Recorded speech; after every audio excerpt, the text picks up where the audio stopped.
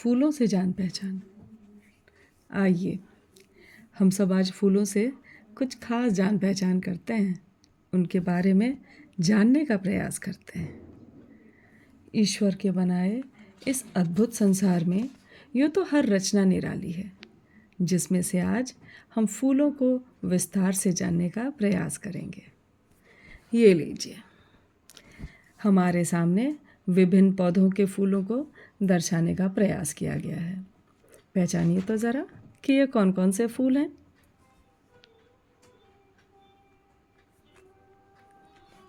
चलिए हम बताते हैं।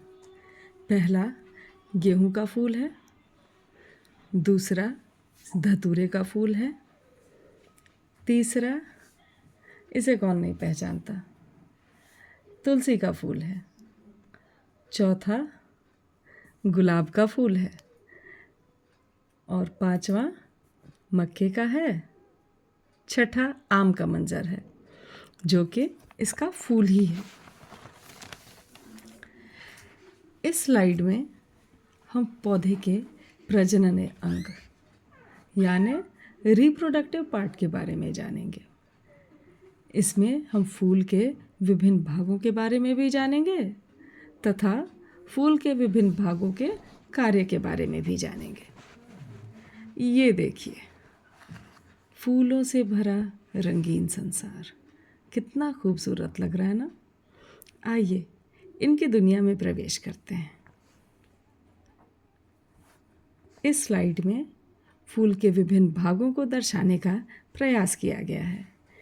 एक तो धतूरे के फूल के विभिन्न भागों के साथ ली गई तस्वीर है जो स्लाइड में बाईं ओर दिखलाया गया है, और वहीं दाईं ओर जब हम देखते हैं तो पुष्प का अनुदैर्घ्य काट यानी फ्लावर का ट्रांसवर्स सेक्शन का डायग्राम है। चलिए इनके बारे में विस्तार से जानते हैं।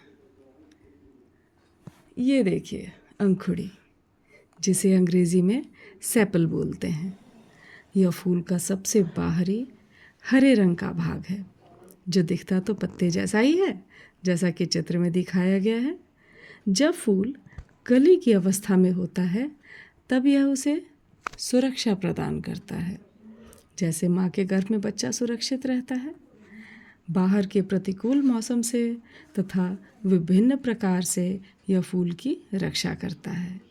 इतना ही नहीं, चूँकि यह हरे रंग का है तो जाहिर सी बात है इसमें पर्णहरित यानी क्लोरोफिल है, जिसके कारण यह प्रकाश संश्लेषण यानी फोटोसिंथेसिस करके भोजन भी बनाता है। आइए अब हरे अंकुड़ी के बाद इसके अंदर की ओर के रंगीन भाग पंखुड़ी की तरफ बढ़ते हैं। जैसा कि इस चित्र में हम देख रहे हैं, यह फूल का सबसे आकर्षक रंगीन भाग होता है, जिसके कारण अलग अलग फूल अलग अलग रंगों के दिखाई पड़ते हैं। अपनी खूबसूरती तथा खुशबू के कारण यह विभिन्न कीट जैसे तितलियाँ, मधुमक्खी, भौरों इत्यादि को अपनी ओर आकर्षित करता है, जिससे परागण में सहायता मिलती है। परागण को पॉलिनेशन भी बोलते हैं, जिसमें परागकणों अर्थात पॉलन ग्रेन्स का ट्रांसफ़र पुंकेसर से स्त्रीकेसर की ओर होता है। परागण का डिटेल हम आगे के वीडियो में समझेंगे।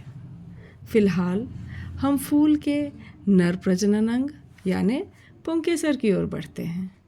इसे अंग्रेज़ी में स्टामेन भी बोलते हैं। जैसा कि हम इस स्लाइड में देख पा रहे हैं, इसके दो भाग होते हैं। इस चित्र में हमें एक सफ़ेद डंठल जैसा भाग दिख रहा है जो पुतंतु है, इसे फिलामेंट भी कहते हैं, और उसके ऊपर जो लंबी और पतली आकृति दिख रही है उसे परागकोश कहते हैं, जिसमें परागकण मौजूद होते हैं।